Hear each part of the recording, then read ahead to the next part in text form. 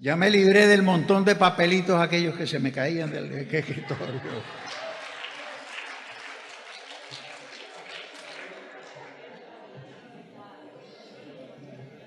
Yo doy gracias a Dios por el privilegio y la oportunidad de estar aquí con ustedes. Ha sido un peregrinar de muchos años y de muchas tareas. Tibo y yo nos conocemos de cuando no teníamos, él canas y yo tenía pelo, ya no tengo. Pido excusas porque estoy con sombrero. Claro, si fuera judío yo tendría sombrero y no me lo quitaba nunca. Y soy judío, los Rodríguez son descendientes de judíos sefardíes. Llegamos a Puerto Rico en el siglo XVI. Así que llevamos un ratito aquí. Vinimos de la provincia de León y antes de eso de Rusia y antes de eso de la región de la tribu de Leví. Sí, yo me puse a estudiar las raíces. Pero he estado ligado a esta iglesia desde sus inicios. Y Dios me ha bendecido al participar de la vida y el ministerio de esta iglesia de muchas maneras. He sido bendecido muchas veces. Después, cuando había una pareja que eran mis vecinos en Carolina, vigilábamos juntos y a veces nos veníamos acá a virar cemento y a velar las cosas cuando se construyó esto. Eso ha sido un regalo para mi vida de parte de mi Señor y Dios. Quiero excusar a mi esposa, ella está enferma. Ayer hubo una actividad de la iglesia y se llevaron a un montón de muchachos de mi edad. Mi esposa es de mi edad, ella se las echa de que es 3 años menor que yo, pero está en el mismo combo. Yo cumplo 80 en septiembre, si así a Dios le place. Y llegó pues Etropia, porque fueron a Sabana Grande, ida y vuelta. Y llegó hecha leña.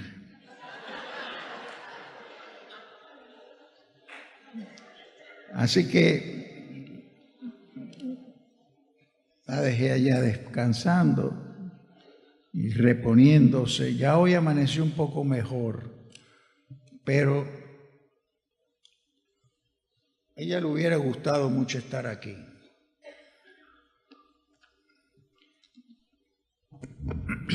Les invito a buscar en sus Biblias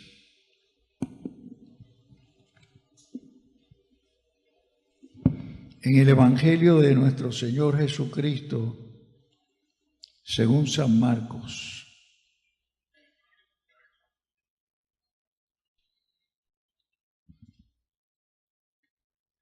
Capítulo 16. Comenzaremos la lectura en el primer verso, verso 1. Cuando pasó el día de reposo, María Magdalena, María la madre de Jacobo y Salomé compraron especias aromáticas para ir a ungirle. Y muy de mañana, el primer día de la semana, vinieron al sepulcro ya salido el sol. Pero decían entre sí, ¿quién nos removerá la piedra de la entrada del sepulcro? Pero cuando miraron, vieron removida la piedra, que era muy grande, y cuando entraron en el sepulcro, vieron a un joven sentado al lado derecho, cubierto de una larga ropa blanca, y se espantaron. Mas él les dijo, no os asustéis, ¿buscáis a Jesús Nazareno, el que fue crucificado? Ha resucitado, no está aquí. Mirad el lugar donde le pusieron. Pero id, decid a sus discípulos y a Pedro que va delante de vosotros a Galilea, allí le veréis como os dijo. Y ellas se fueron huyendo del sepulcro porque les había tomado temblor y espanto, ni decían nada a nadie, porque tenían miedo. Que añade el Señor nuestro Dios el poder y la bendición de esta palabra en tu corazón y en el mío. Oremos, hermanas y hermanos.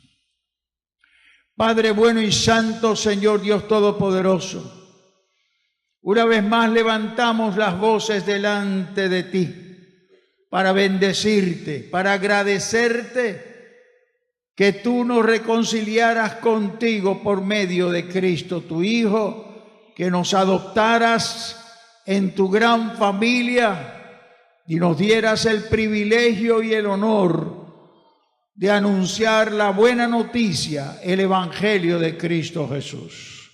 Habla mi hermano, habla mi hermana y habla mi vida. Que se cumpla en ellos, ellas y en mí tu voluntad perfecta. Por Cristo Jesús. Amén. Pueden sentarse.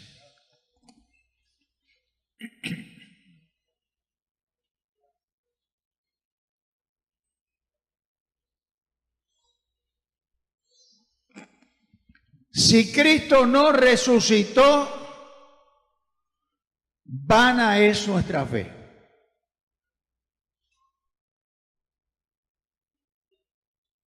Repito, si Cristo no resucitó, vana es nuestra fe. Eso lo escribe Pablo en la primera carta a los Corintios. Hablar de la resurrección de Jesucristo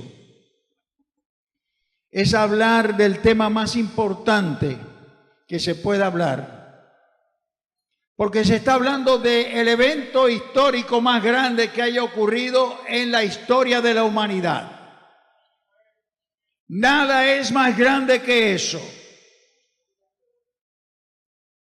Y solo será igualado con el retorno de Jesucristo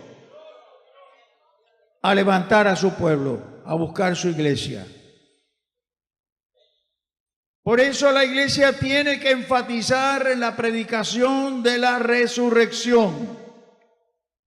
Hoy en día tenemos mucha gente hablando y adorando y haciendo cosas religiosas por aquí y por allá. Y a mí me enseñó un maestro mío hace un montón de años que la manera buena de aprender a predicar bueno es oír sermones. Y ahora hasta me pagan por oír sermones en el seminario a mis estudiantes de predicación. Y una de las cosas que yo noto es lo poco que se habla de la resurrección en la iglesia hoy en día. Yo oigo cultos por radio y los veo por televisión. Solo mencionan la resurrección, el domingo de resurrección.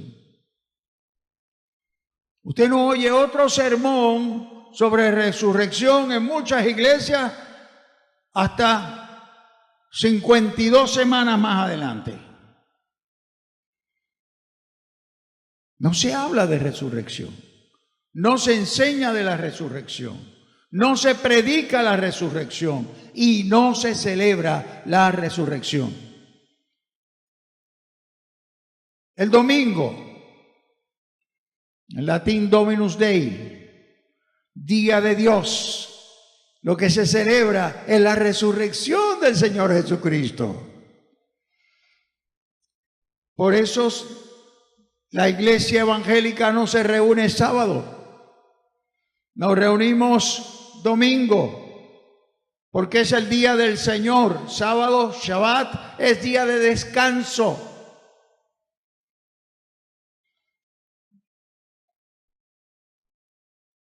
Así que nos toca mirar hoy en la Sagrada Escritura y vamos a ver no todo lo que dice el Nuevo Testamento y el Antiguo Testamento sobre la resurrección, porque nos tomaría como 2 meses. estudiarlo y ir para allá y para acá, pero vamos a hacer un resumen breve. ¿Qué pasaba en la resurrección o sobre la resurrección en el tiempo de Jesús? Cuando llegamos al tiempo de Jesús, ya en Israel el tema de la resurrección estaba en medio de la historia de Israel y se hablaba de los eventos de resurrección que habían ocurrido antes de que el Mesías viniera, el Cristo llegara. Y ya cuando llega Jesús, había conflicto respecto a la resurrección. Los fariseos creían en la resurrección. Los saduceos no creían en la resurrección. Así que problemas de discusión, de doctrina y práctica por la resurrección es tan antiguo como eso. 21 siglos ya han pasado y todavía sigue gente peleando sobre esto, especialmente la pelea que tenemos los conservadores con los liberales. Porque dicen los liberales que la resurrección es un invento religioso, que no hay evidencia de ello. El judaísmo práctico aceptaba la doctrina de la resurrección. Ellos vivían en un mundo donde la resurrección era aceptada. Los apóstoles de nuestro Señor Jesucristo la aceptaban sin problemas. Para ellos eso era un hecho real, una actividad real de Dios. Y el pueblo israelita para los tiempos de Jesús en general lo aceptaba. Por lo tanto, estando Israel en ese tiempo siendo una colonia del Imperio Romano, entonces había que ver qué pensaba el imperio. Y el imperio toleraba eso. El Imperio Romano toleraba la religión israelita. Mientras no se metieran con los asuntos del Imperio Romano, todo estaba bien. Así que había el sacerdocio, estaba el levirato, estaba los cultos en el templo en Jerusalén, toda la rutina, todas las fiestas, las 4 fiestas principales de cada año. Y de hecho, el ministerio activo de predicación de nuestro Señor Jesucristo llega al momento crítico en la Pascua judía del cincuentenario, una fiesta muy grande que se celebraba cada 50 años y que por esa razón en Jerusalén había tanta y tanta gente. O sea que eso no ocurrió así por casualidad, eso estaba en el tiempo perfecto de Dios.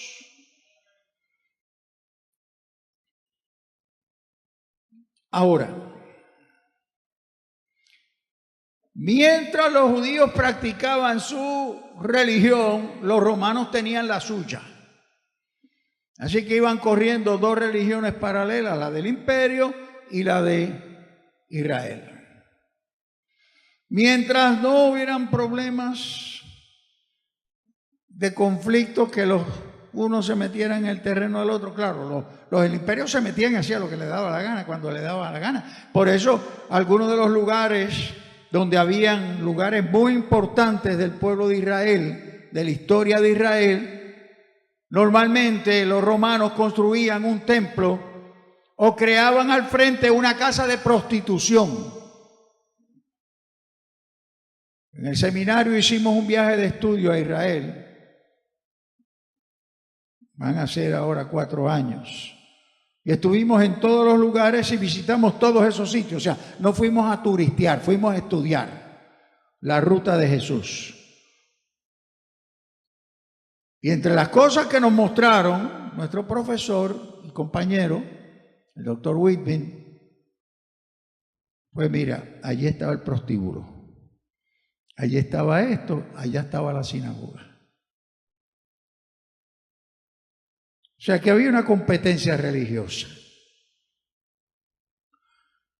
De hecho, el asunto era tal que la acusación por la cual se crucifica a Jesucristo es una decisión de carácter político. Perdónenme mis hermanos que no creen y mis hermanas que la política no está mezclada con la religión. Y yo digo, ¿desde cuándo? Eso es política mezclada con religión. ¿Qué hicieron los religiosos de ese momento? Acusaron a Jesucristo de dar un golpe de Estado contra el Estado romano, proclamándose rey de los judíos. Se le decía, él lo que quiere es derrocar al jefe romano. Pues entonces hay que matarlo. Y la crucifixión era la manera de matar a los oponentes a la política del Imperio Romano. Los que estaban al lado de Jesús, uno a la derecha y uno a la izquierda, no eran ladrones, eran guerrilleros, porque los romanos no crucificaban ladrones. A Cristo lo crucificaron usando la mentira de que Él era un guerrillero político. Y lo crucificaron con dos políticos, dos guerrilleros. Aleluya. Ustedes han leído por ahí en la prensa un sicario. Sí, le llaman a los que... ¿Sabe de dónde viene esa palabra? Esa palabra viene del cuchillo que usaban los guerrilleros para matar, que se llama la sica. La sica es como una hoz con mango. Se usa para el trigo, cortar trigo. Pero los guerrilleros lo usaban para matar romanos. Los velaban cuando salían borrachos de los bares y de los prostíbulos. Y se le iban por detrás, le metían la sica de este lado y rácata. Le abrían de lado a lado. Pregúntale a un médico que esté por ahí qué pasa cuando un individuo se le salen para afuera los riñones, los intestinos y todo lo demás. Muere desangrado en cosa de minutos. Así era la situación allí. Usted dirá, ay, que esta violencia de ahora, dice, la violencia es desde que el diablo convenció a Adán y a Eva. De allá para acá la violencia en sociedad no ha cesado. A veces se pone más fuerte y a veces se pone más bajita, pero eso depende de cuál sea el periódico que lo anuncie, el canal de televisión.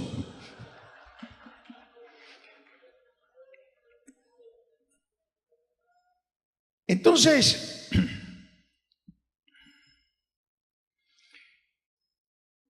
el Imperio Romano toleraba a Herodes y su corte. Pero es que también Herodes le hacía el favor político a los romanos. Mientras a Herodes no se le ocurriera meterse en la autoridad y el poder del Imperio Romano, todo le iba a ir bien. Y entonces Jesús se cría y se desarrolla en ese ambiente.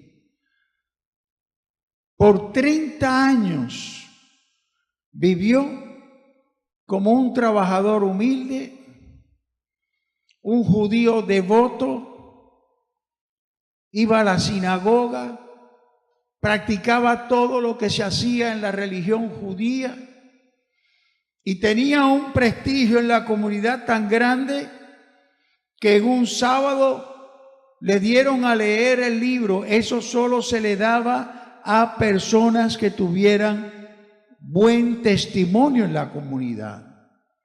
Y le dieron a leer el libro del profeta Isaías. No fue casualidad. Se estaba marcando el proceso. Había comenzado el cumplimiento de la profecía. He aquí nos nacerá un niño. ¿Se acuerdan? Isaías. A eso sí lo recordamos mucho en las Navidades, porque ahí nos acordamos de Cristo también. Pero en las Navidades corremos mucho para el templo del dios Mamón. El centro comercial, como se llame. Plaza El Cantazo, Plaza El Tubazo, Plaza Yo Te Pelo.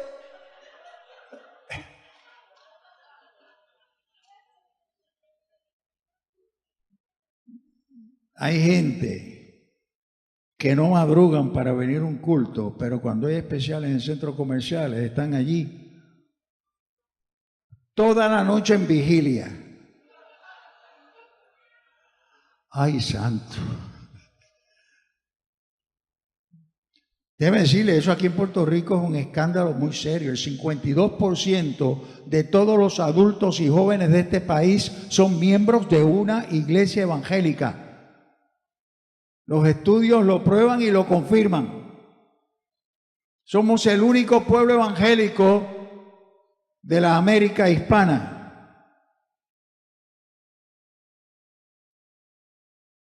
¿Se nota en la vida de la sociedad? Anda. Nuestro Señor, casi nadie lo conocía, vestía como la gente sencilla,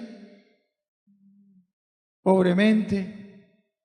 Por eso en una ocasión llegaron unas personas buscándolo por él y estando por allí no lo podían identificar porque estaba vestido y estaba actuando como la gente común del pueblo. Nunca llamó la atención por su manera de vestir, por usar ropa lujosa. Era humilde.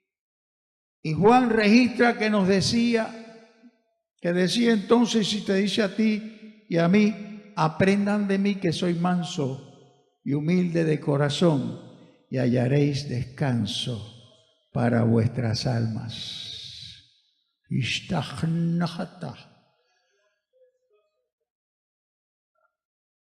Pregúntate si esa falta de paz que está ocurriendo, ese agite, ahora vamos a usar la palabra nueva, de moda, ese estrés. Pregúntate si tu estilo de vida te está produciendo esa situación que es destructiva. Pregúntele a su médico qué hace el estrés en la salud total de un ser humano, física, emocional y espiritual. No tienen paz, no tienen shalom. Y la palabra shalom significa bienestar absoluto y total.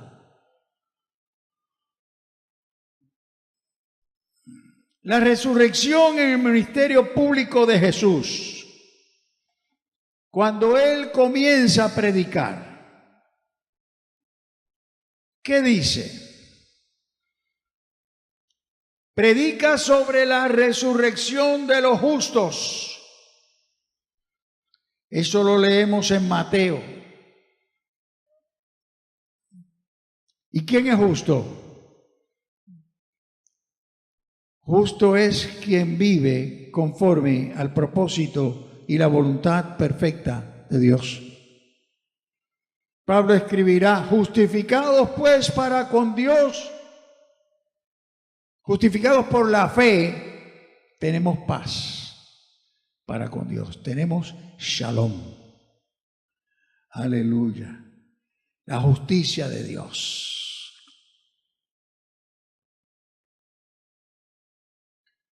Nuestro Señor Jesucristo predicó sobre la resurrección universal. La propone en su predicación. Esto es algo que a alguna gente le crea problemas. Estoy hablando de los eruditos y los expertos. Los que estamos en kindergarten con ellos, pues leemos lo que escriben y nos damos cuenta de los bochinches y las peleas, ¿verdad?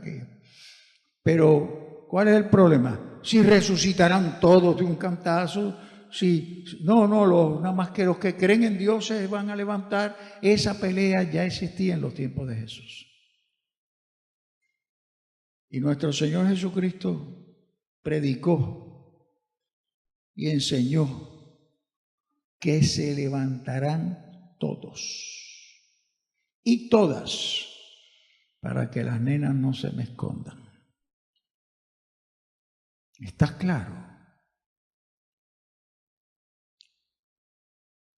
Cuando estamos celebrando la resurrección de nuestro Señor Jesucristo, estamos hablando de un evento único.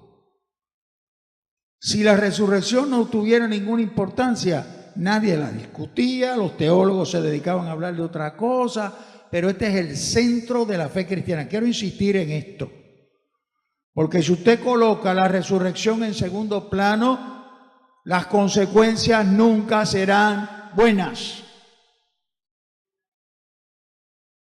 Esto tiene que ir más allá de lo que celebramos en la iglesia los domingos.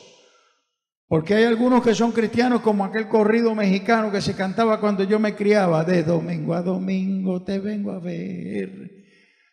¿Cuándo será domingo, cielito mío, para volver? Ay, ay, ay. Hay cristianos de domingo a domingo. Y en la semana manda su carne. Toman decisiones sin preguntarle a Dios. Viven la vida como si Dios no existiera. Y son miembros de iglesia y se saben 200 coritos y repiten versículos de memoria. Pero esto se trata de vivir en Cristo, con Cristo, en todo en la vida, desde qué me voy a comer, en qué tienda voy a comprar, por qué ruta yo voy a ir. ¿Cuántos de ustedes le preguntan al Señor qué ruta es la más corta? Yo le pregunté al Señor esta mañana, porque yo tenía varias alternativas. Para venir de Carolina para acá uno se puede venir por varios lugares. Y le dije al Señor: Señor, dime. Y me dijo: te vas a subir por aquí, te metes por la 65 y te vas por la 199. Y cuando llegue a la cruzada evangélica, subes por ahí derechito, y ya tú sabes. Me tocaron semáforos en verde, donde me tocó pararme en un semáforo, hacía el 2 o el 3. Dios es así. Yo le pregunto: ¿a dónde voy a hacer la compra? ¿Dónde voy a comer? Pregúntele sobre todo. Él está en usted. Demuestre que usted está consciente de la eterna presencia de Dios en su vida. Cuando tenga una garata con su cónyuge, recuerde que tiene al frente el árbitro justo de todas las peleas. ¿Usted no había pensado eso? Cuando usted tiene uno de esas, cuando usted le maltrata a uno de esos niños, ¿se dio cuenta cómo el Señor reaccionó cuando vio que le estaban maltratando a unos niños? Es uno de los pocos relatos en los evangelios donde nos dice de que Jesús se enojó y lo demuestra. Al Señor no le gusta el maltrato. No. Así que Él habló de esa resurrección universal. Y como parte de ese tema del juicio universal que va a ocurrir. Yo no sé cuándo, pero yo voy para allá. Y usted, aunque no crea en nada, para allá que va también. O sea que tenemos que darnos cuenta de cuán central, cuán importante es el tema de la resurrección para definir todo lo demás.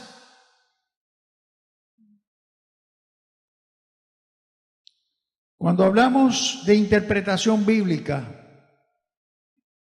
en el seminario, hay que establecer un principio que dice que la Biblia se estudia desde Jesucristo hacia Génesis, desde Jesucristo hacia Apocalipsis. Que el centro de toda la santa palabra de Dios es Cristo, el Hijo de Dios. Por lo tanto, hay algunos que no me cruzan de Malaquías para abajo. Están parqueados en el Antiguo Testamento y uno se lo nota. Bregan más en la ley que en la gracia. ¿Sabe cuándo el Antiguo Testamento empieza a hablar de Jesús? En Génesis. En los primeros 3 capítulos. ¿Cuándo termina de hablar de Jesús? En Apocalipsis. Ven, Señor Jesús. Aleluya. ¿A usted le gusta eso? A mí me encanta. Aleluya. Me perdonan si me emociono, ¿saben? Pero yo me crié en la iglesia. A mí me presentaron en una iglesia bautista, allí en Barrio Obrero. Mi familia era parte de los fundadores de esa iglesia. No el Barrio Obrero de Arecibo, estoy hablando del Barrio Obrero de Santurce. A los 8 días. Allí acepté al Señor a los 12 años porque esa era la tradición. Entonces me bautizaron y el pastor me cogió en la puerta y me dijo: Rafaelito, ¿cuántos años tú tienes? Yo era Rafaelito porque mi abuelo era miembro también, entonces él era don Rafa. Ahora don Rafa soy yo, abuelito está en el cielo.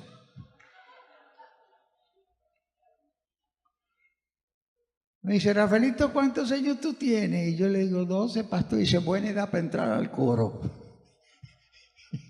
Y me llevó derechito al coro.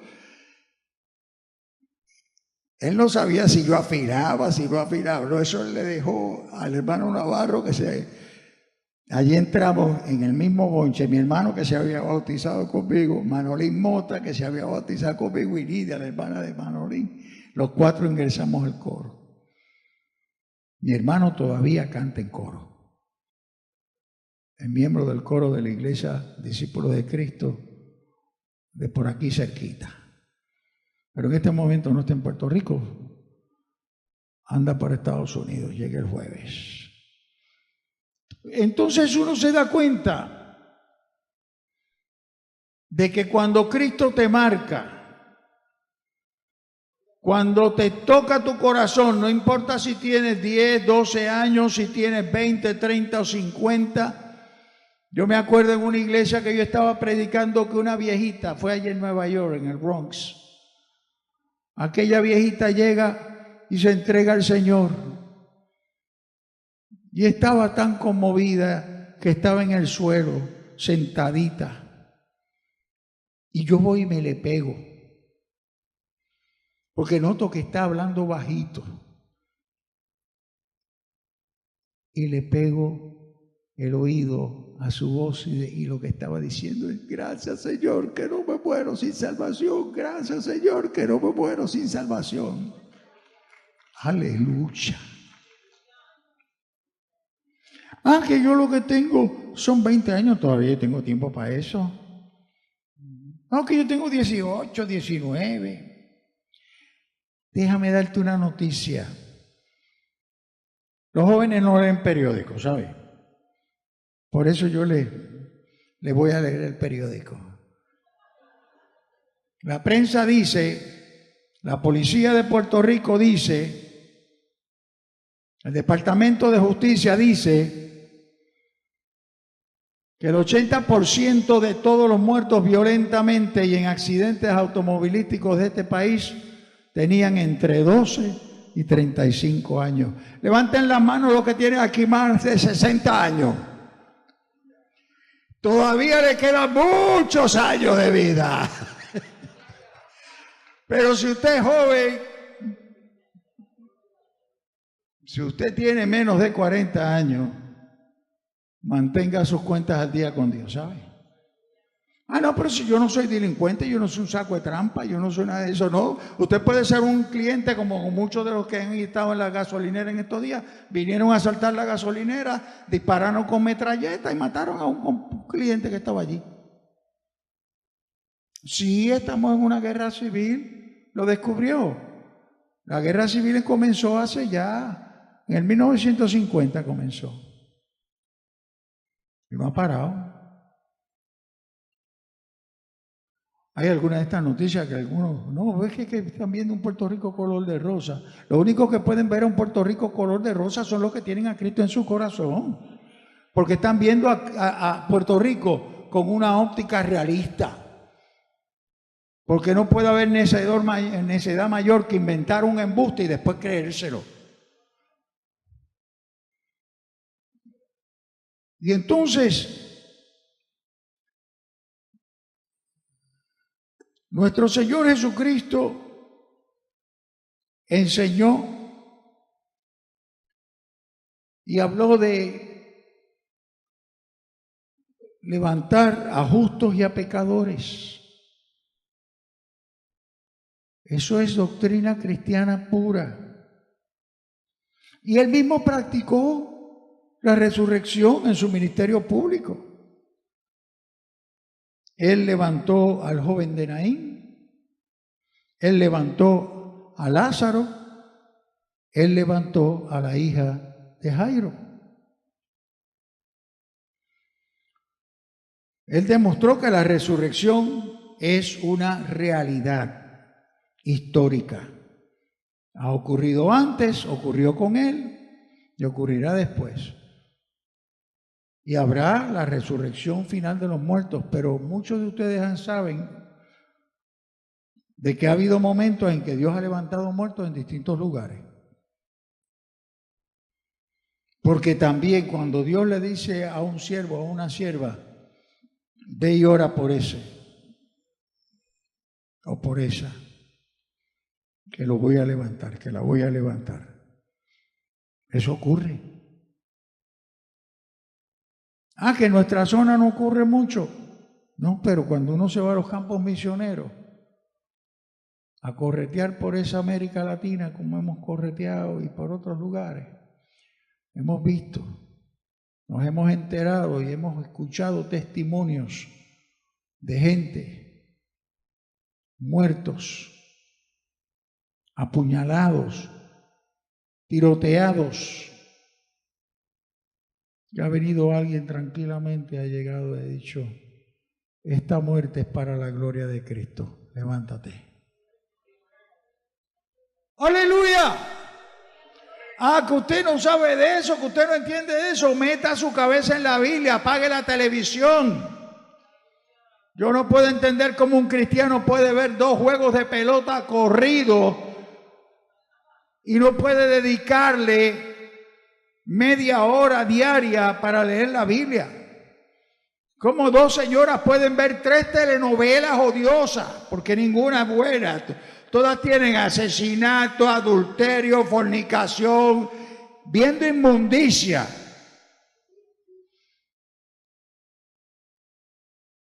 Y no tienen tiempo para leer la Biblia, orar, meditar, no tienen disciplina espiritual. Después pregúntese, ¿por qué le están pasando las... Ay, yo no sé por qué me pasa eso. Y como algunos dicen, ay, es que tanta mala suerte. ¿Qué mala suerte de nada? Es que quien ignora a Dios le está abriendo la puerta al diablo. La mala suerte no existe. Lo que existen son las consecuencias. Decidimos unas cosas y tenemos unas consecuencias. Usted decide ser fiel a Cristo y ponerlo como número 1 en su vida y tendrá preciosas consecuencias. Usted decide poner a Cristo al lado, en segunda y tercera posición, y tendrá las consecuencias de sus decisiones. Hay un dicho que se publicó mucho en el área de Carolina, Country Club, que lo produjo un sacerdote de la iglesia de Santa Bernardita. Era un sticker que decía: si crees en Cristo, que se te note. Cuando yo vi aquello y yo dije, toma. Qué mensaje más contundente. Hay alguna gente que no se le nota. No estoy hablando de la manera de vestir, estoy hablando de actitudes, motivaciones y conducta. La resurrección predicada en la Biblia, de la Biblia en la iglesia. Pablo, el autor de la mayoría de los libros del Nuevo Testamento, que a su vez era un experto en Antiguo Testamento. ¿Sabe cuántos años de entrenamiento tenía Pablo en la ley de Israel y las costumbres de Israel? 30 años de adiestramiento, porque él era rabí, era maestro, y ese era el requisito, 30 años de estudio. Por eso, cuando escribe uno le nota. Y consideraba que la gran misión de su vida era matar a cuanto cristiano encontrara, acabar con los cristianos, porque él consideraba, desde su punto de vista, que los cristianos eran herejes y lo que había que hacer era matar herejes, y Dios no tendría problemas, según pensaba Pablo, si él se dedicaba a matar herejes. Y eso era lo que hacía. Y tenía una autoridad y un poder para hacerlo, que el día que se encontró con el Señor iba para Damasco, en Siria. Siria no es territorio israelita, ni en aquel tiempo ni en los tiempos actuales. Es otro país. Pero Pablo tenía una autoridad tan grande que le dieron credenciales para ir a un país extranjero, para que fuera a las sinagogas y donde quiera que encontrara, que alguien le dijera, mira, este era de la sinagoga y ahora es cristiano, dime dónde vive, allá lo iba a buscar y lo mataba. En esas iba él para Siria y se encontró con Cristo. Aleluya. Vio la luz de la presencia de nuestro Señor, la Shekinah, Ishtahata, lo dejó ciego. ¿Usted ha estado en algún lugar donde la luz de la presencia de Dios se ha manifestado? Mire, produce una sensación de asombro tan grande y a la misma vez una visión propia de cuán indigno soy de estar aquí, que uno quisiera meterse debajo de las losas. Pablo sintió aquel impacto tan profundo. Estuvo ciego. Hay expertos médicos que han descrito qué fue lo que le pasó. Ese evento tiene un nombre, está descrito en la literatura médica. Y estuvo en esas así. Se encontró con el resucitado. Pablo, ¿qué tú haces? ¿Y qué tú eres? ¿Qué tú haces? ¿Por qué me persigues? Yo no te estoy persiguiendo a ti. Sí, a mí es que tú te estás metiendo conmigo. Tú tocas a uno de los míos, te metiste conmigo. ¿Usted se imagina eso? Piénsalo un momento. Piénsalo. Que alguien se meta contigo con una injusticia, con un abuso, con un delito. Se metió con Dios. Aleluya.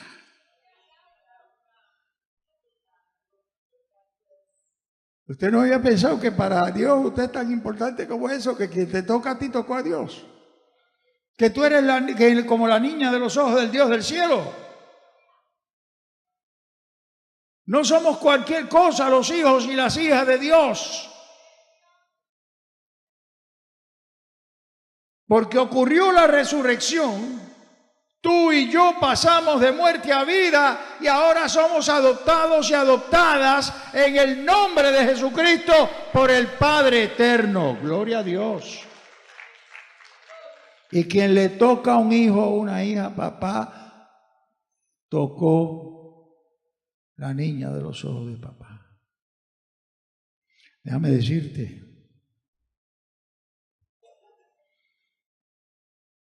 acá uno, con lo que se tropiece, que a veces te dicen aleluya, café puya, aunque yo creo que ya no dicen eso, pero cuando yo me criaba nos decía que eso. El evangélico estos son partidas de idiotas que están manteniendo a unos vagos que se dedican a ser pastores para que los mantengan. Las he oído peores.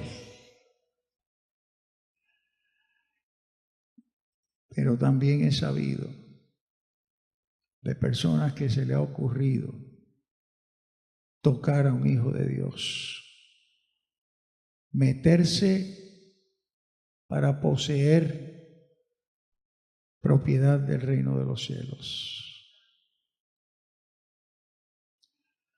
El último testimonio me lo dieron en la iglesia donde estaba predicando este Viernes Santo, de un local que fue dedicado por su dueño a una iglesia. Y le dijo, esto es tuyo, a la pastora. Cuando aquella pastora, el dueño murió, antes de morir le dijo, esto es tuyo, no puso nada en el testamento, era de esa gente que no hacen testamento. La hija llegó y le echó a la iglesia, le dijo, se van de aquí. Pero antes había venido una palabra de conocimiento que dijo de parte de Dios, este lugar sacaron a mi pueblo, se queda maldito.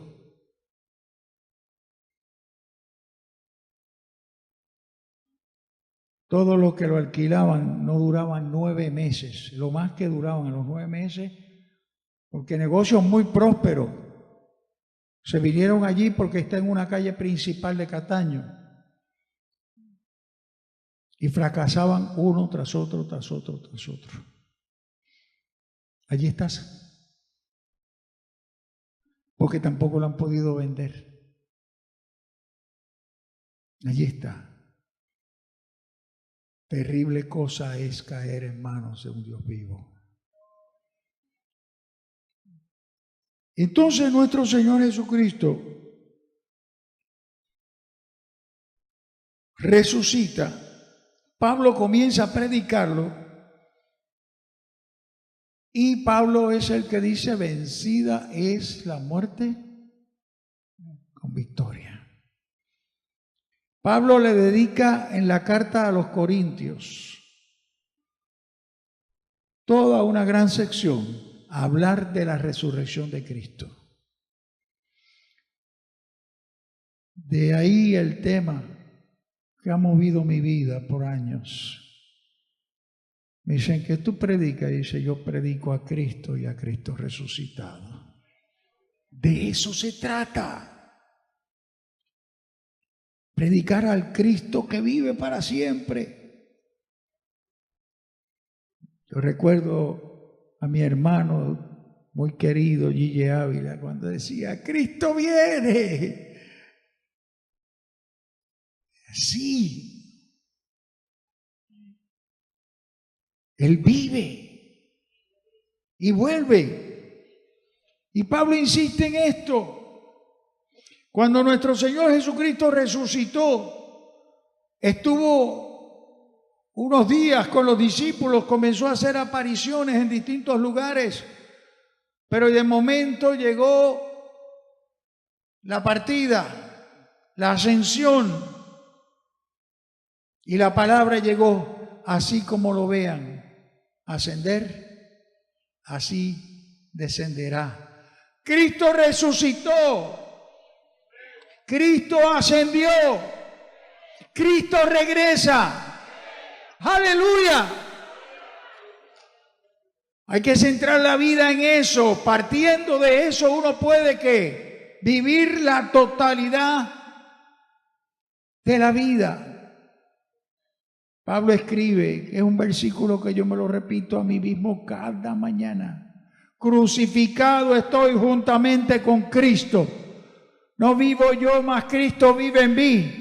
Y lo que ahora vivo en la carne, lo vivo en la fe del Hijo de Dios, el cual murió y resucitó por mí. ¡Aleluya! Y lo hizo por ti y por mí, como si no hubiese nadie más por quien resucitar.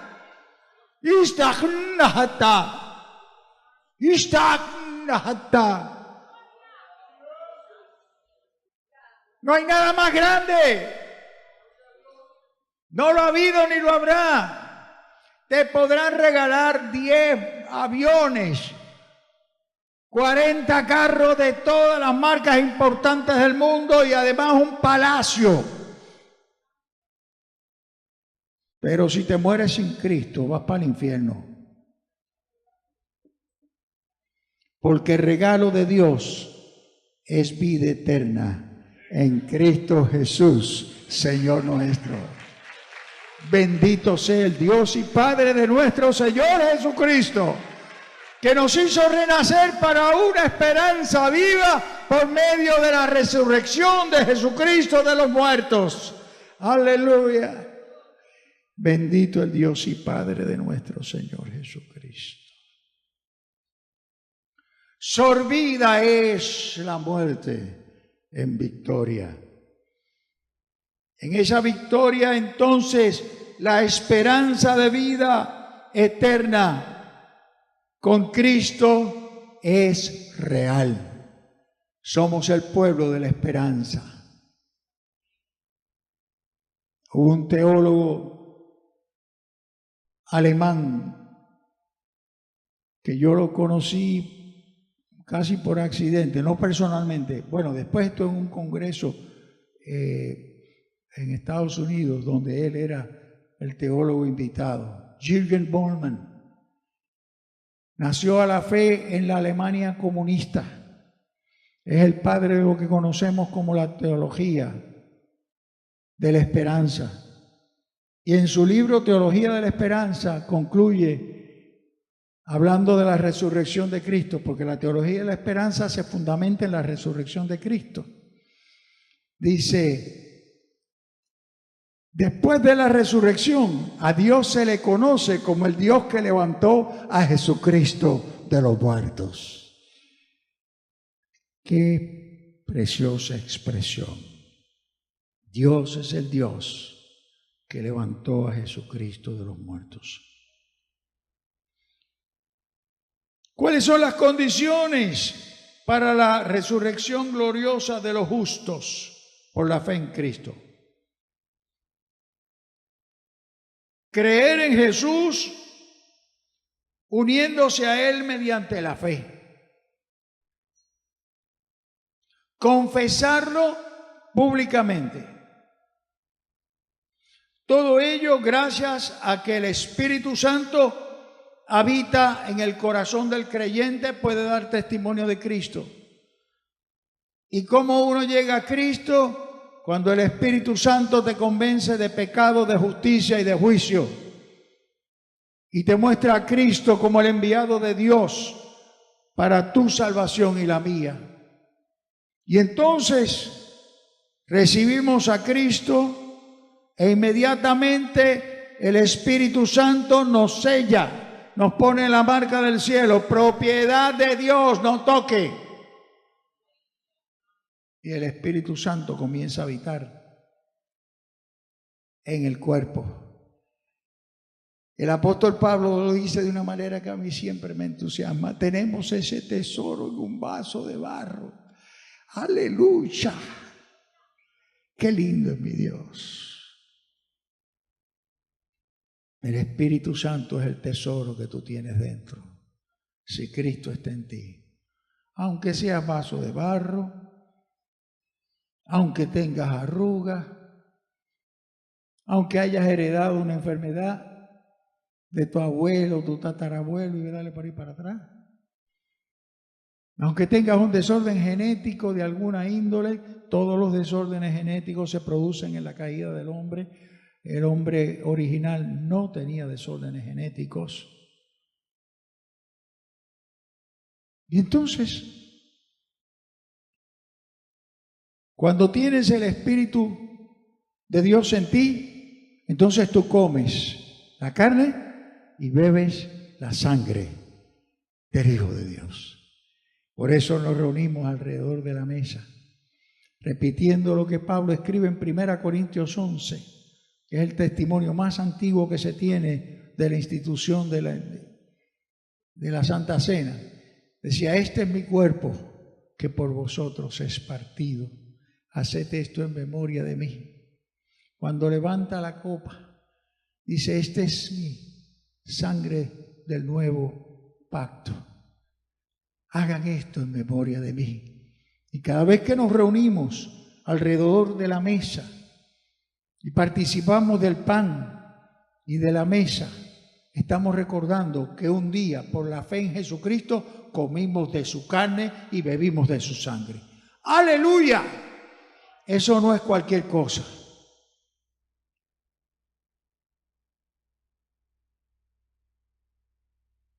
Por la gracia de Dios, yo he participado en momentos de Santa Cena en lugares extraordinarios.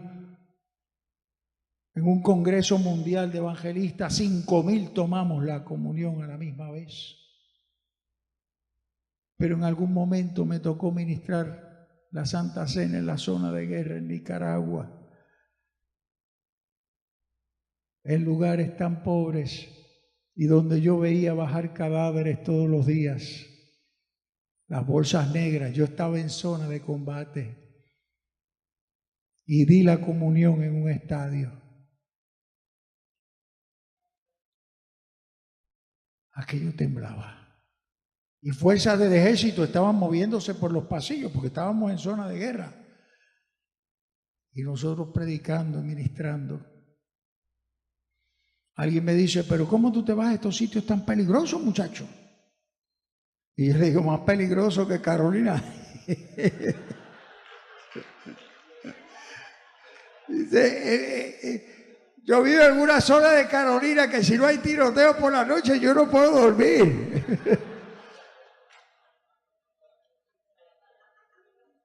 Y cuando no oigo tiroteo, y yo me acuesto tarde siempre, para mí acostarme temprano es acostarme a las 1 de la mañana, así que a veces me acuesto a las 2 o a las 3.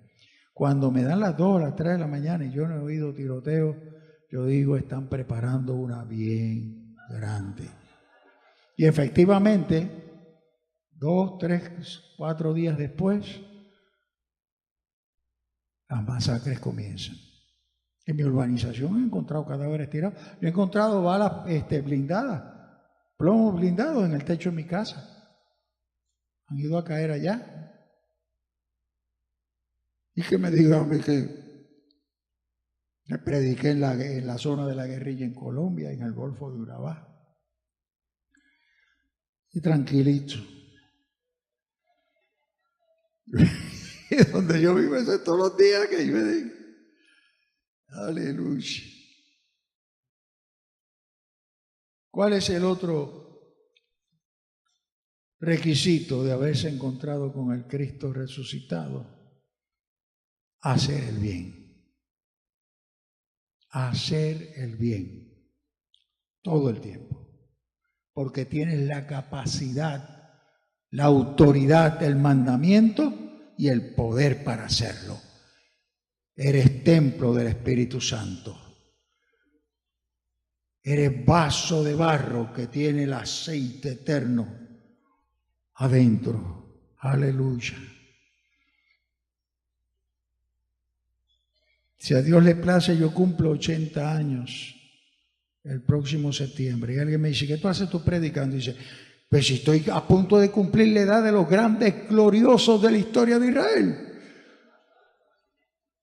Abraham y Sara, cuando lo sacaron de Ur de Caldea, eran 2 nenes de más de 80.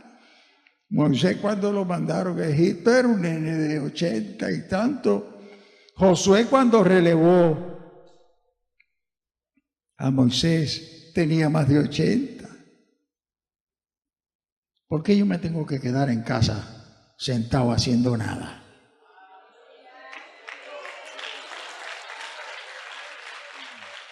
Gloria al Dios del cielo. Con todo amor y profundo respeto, te convoco, te llamo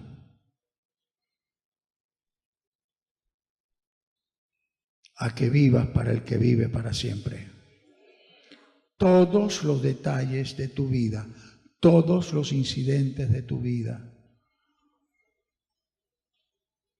Ahora mismo, mi esposa, que trabaja mucho con personas de mayor edad, está en el ministerio de sacar a una hermana que tuvo una pérdida muy dolorosa, perdió un hijo, y se fue y se encerró, y se pasa de la televisión a la cama y de la cama a la televisión.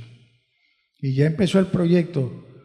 Un grupo de personas del grupo de trabajo de mi esposa se dedican a visitar personas de mayor edad, encerrados y encamados. Le están diciendo, mira la edad que yo tengo y estoy trabajando, ¿y tú qué haces ahí? Puerto Rico se ha convertido en un país de viejos. Los que nos paramos acá arriba, comentaba con otro predicador muy querido mío, me decía, ahora, ¿te acuerdas cuando íbamos a la iglesia y casi todas las cabezas eran con pelo y pelo negrito y qué sé yo? Ahora tú lo que ves es que canas, muchas canas, cabezas sin pelo. Yo también.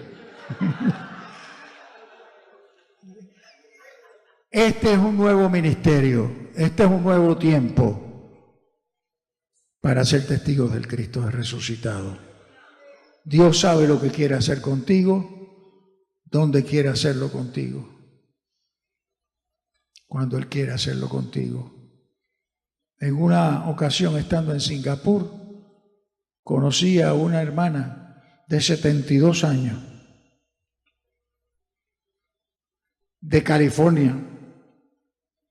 Y le digo, y hermana, ¿y usted qué hace por aquí? Pues vine aquí a una reunión de la Junta de Directores que hay aquí. Ah, qué bueno, ¿y regresa a California? No, de aquí voy para Tailandia, a otra reunión. Ay, che vieja. Estemos en pie.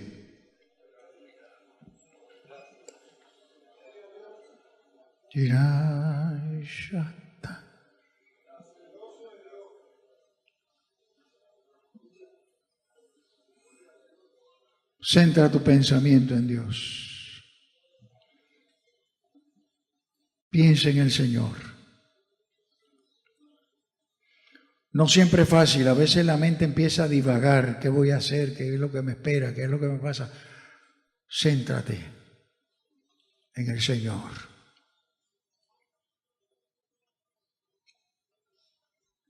Dios y Padre nuestro, una vez más, mis hermanas, mis hermanos y yo levantamos nuestras voces para bendecir tu nombre, para enaltecer tu nombre, para agradecerte en el nombre de tu Hijo Jesucristo el bien y la misericordia que has tenido con nosotros y nosotras. Señor, te rogamos, te suplicamos que tu Espíritu se mueva de una manera especial en esta hora. Que si hay alguna vida necesitada de salvación, que tu Espíritu Santo le convenza de pecado, de justicia y de juicio. Si hay alguna vida en necesidad de reconciliación, de consagración a ti, que tu Espíritu Santo le persuada, le convenza de justicia y de juicio. Inata Shayajatanda. Mi alma te alaba y mi corazón bendice tu santo nombre. Sigamos orando. Voy a pedir a mis hermanas y hermanos que oremos intensamente.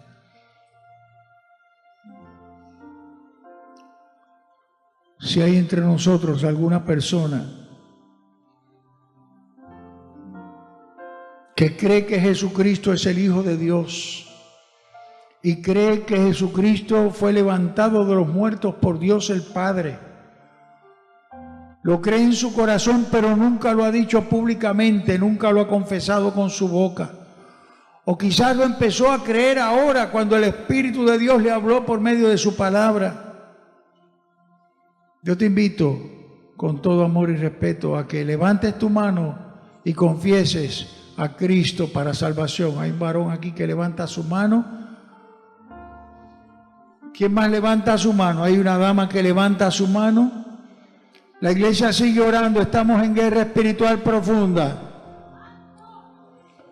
Inacta. ¿Habrá alguien más? ¿Habrá en medio nuestro una persona que hizo profesión de fe y está militando en la iglesia, pero nunca se ha bautizado y quiere dar testimonio por medio del bautismo? Lo invito.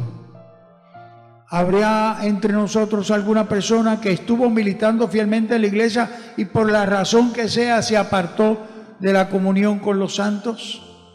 Y hoy toma la decisión: yo me congrego, yo me uno a una congregación cristiana, yo voy a servir con los dones que el Espíritu Santo me ha dado. Voy a pedir a las personas que han levantado la mano que pasen aquí adelante. Quiero orar por ustedes. Si está reafirmando su fe, si ya usted hizo su decisión y se bautizó, pero usted dice: yo quiero mantener mi testimonio, mi fe, de que sepan que yo amo a Cristo, quiero dar testimonio de mi Señor. Si la persona que está a su lado no se atreve a venir, acompáñele, tráigale. Alguno de nuestros hermanos y hermanas ujieres con mucho gusto le acompañará hasta acá al frente.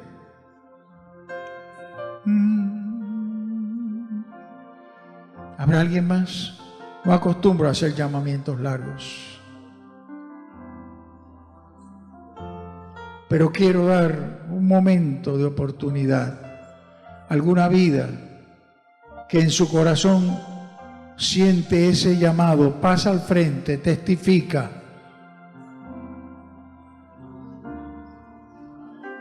Yo sentí el llamado cuando tenía solo 8 años.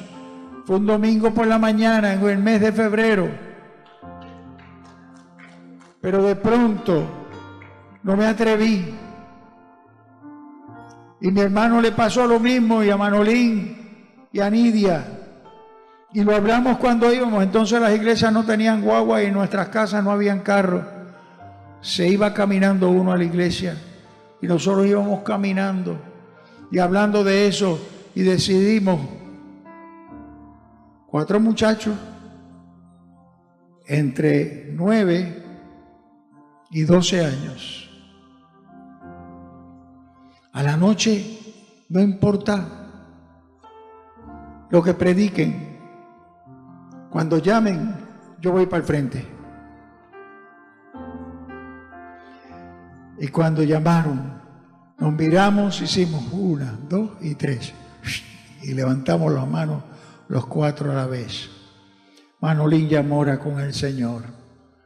Nidia, Rubén y yo tenemos más de 75 años, los 3. Nidia y Rubén siguen cantando en el coro. Yo tuve que dejar de cantar en el coro debido a mi tarea pastoral y luego a que llevo más de 40 años correteando el mundo, predicando y enseñando. ¿Alguien más quiere venir? La puerta está abierta. El Espíritu de Dios te dice: ven. Aleluya. Gloria al Dios que yo. Sigue orando, hermano. Sigue orando, hermana. Mantenga su fe en acción. Pídale, Señor, envía tu espíritu, que tu espíritu se mueva, que tu espíritu persuada, que tu espíritu convenza. Añade, Señor, a la iglesia a los que han de ser salvos y salvas. ¿Alguien más quiere venir?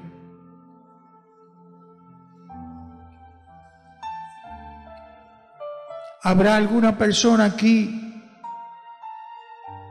que ha sentido el llamado de Dios al santo ministerio, al pastorado, las misiones, la enseñanza? Hay otra sierva que llega aquí al frente, gloria a Dios. Alguien más, siga orando, hermano, esta batalla no ha terminado. Siga orando, hermana. Aleluya.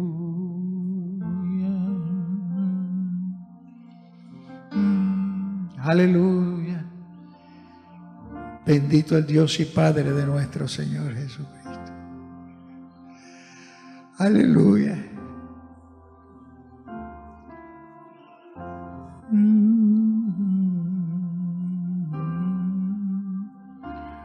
Bendito el Señor nuestro Dios. Yo quiero hablar un momentito con los niños y las niñas. Si hay algún niño o una niña que ha sentido el deseo de entregarse al Señor. Yo era un niño el día que lo hice. Te invito, amiguito mío, amiguita, te invito, ven acá al frente, dile a mami, a papi o a la persona que está a tu lado que quiere venir para acá, pídele que te acompañe. Pero si tú has sentido acá adentro en tu corazoncito que tú tienes que estar ahí, que tú quieres decirle a la iglesia que tú amas a Cristo, que tú sientes amor por Cristo, ven acá. Ven. Aleluya. Va llegando ya una niña. Gloria a Dios. ¿Alguien más? Si no te atreves a venir sola o solo, dile a alguien que te traiga acá. Pero ven, si has sentido en tu corazón, si tú dices, sí, yo creo en Cristo, yo creo en Él, pues díselo a todo el mundo. Vente aquí, díselo que tú crees también en Cristo. ¿Habrá alguien más? Niñito, niñita, joven, señorita, este es tu día de salvación. Acércate.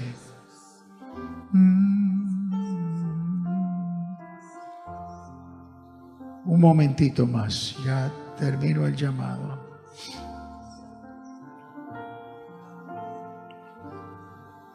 Te adoramos, Señor. Bendecimos tu santo nombre con gratitud en nuestros corazones, porque tú has glorificado tu nombre en medio nuestro. Tu palabra ha edificado a los santos, ha fortalecido la fe de tus hijos e hijas. Y tu Espíritu habló, convenció de pecado, de justicia y de juicio. Tu Espíritu Santo llamó a consagración, a rededicación, a compromiso radical contigo. Y estas vidas y otros que están en los bancos y otras que están en los bancos están haciendo ese compromiso radical contigo, renovando el compromiso, reafirmando el compromiso radical contigo. Recibe la honra, recibe la gloria, recibe la gratitud de nuestros corazones. Te lo pedimos en Cristo Jesús, quien murió por nosotros y resucitó por tu poder, oh Padre. Amén. Pueden sentarse. Amén. Quiero decir a mis hermanas y hermanos, dos pequeños anuncios. Hay un hermano que está por ahí. Ah, míralo allí. No, el hermano me dijo, yo lo oigo a usted en el programa de radio. Es uno de los oyentes fieles. Es un programa de estudios bíblicos profundos en lenguaje sencillo. Se llama Herencia de Victoria. Es una hora de estudio bíblico. Se transmite por internet y ya hemos recibido confirmación de audiencia de muchos lugares del mundo. Y la gente, yo les digo, ponga su libretita, su Biblia y su lápiz, porque es estudio bíblico formal a nivel graduado. O sea, el vocabulario es sumamente sencillo, pero el trabajo es de erudición doctoral. O sea, es a nivel de investigación profunda. Porque esto, pues yo tengo aquí dos ex discípulas mías del seminario. Esto lo enseñamos en el seminario, pero en la iglesia normalmente esto no se da. También en el proceso educativo al que he dedicado toda mi vida, he publicado libros y somos editorial publicadora de libros. Hay un libro de predicación, estamos ya por la 13ª edición, un libro de estudios bíblicos y meditaciones bíblicas, se llama Reconciliación, y un libro de meditaciones para niños y niñas, escrito por la que fue mi primera esposa y ella murió, y esa era parte de su tesis doctoral. Murió a los 3 días de hacer la última corrección. Con esto hemos sostenido y mantenido la labor del ministerio ya por más de 40 años. La paz del Señor contigo y los tuyos. Amén. Gracias, pastor. Le bendecimos. Yo quiero orar por él. Eterno Dios y Padre Celestial, te damos gracias, Señor. Gracias porque tú siempre hablas a tu casa, Señor. Gracias, Señor, porque hasta aquí tú has traído a Rafael, Señor. Gracias por su ministerio y porque tú has sido fiel, Señor. Te pedimos que le conserves, Señor, en salud, que le traigas gozo y alegría en su vida, Señor. Prosperidad en todo lo que toque, Señor, para gloria y honra de tu nombre. Por Cristo Jesús. Amén. Gracias.